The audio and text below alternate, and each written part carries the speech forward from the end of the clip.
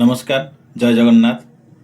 Flat selection समय रे विशेष energy उपर विशेष गुरुत्व दिया जाए इंट्यूशन वास्तु उपर जोटा कि फ्लैट रो एनर्जी केते रहउची मिनिमम फ्लैट एनर्जी 6000 5000 प्लस रहिबा आवश्यक अछि।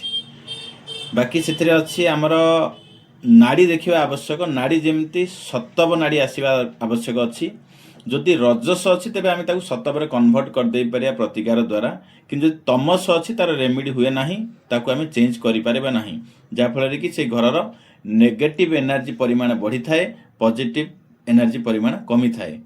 बाकी एनर्जी टेस्ट नाड़ी परीक्षा स्वर विज्ञान पर नेक्स्ट आसे आमर ओरिएंटेशन वास्तु जोटा कि स्ट्रक्चरल वास्तु।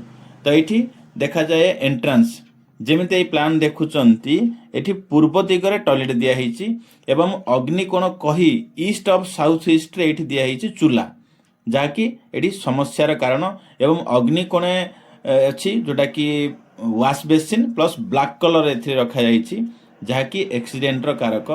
मेजर दोष अच्छी साउथ वेस्ट नैऋत कोण ये शौचालय दिखाई नैऋत कोण जिते बड़े शौचालय आसे घरे धन सम्मान उन्नति रे बाधा आसे 4 ରୁ 5 वर्ष बीतला पर स्वास्थ्य समस्या मध्य आसे एवं आम लाइफ रे किछि ना किछि समस्या कंटिन्यू रहे।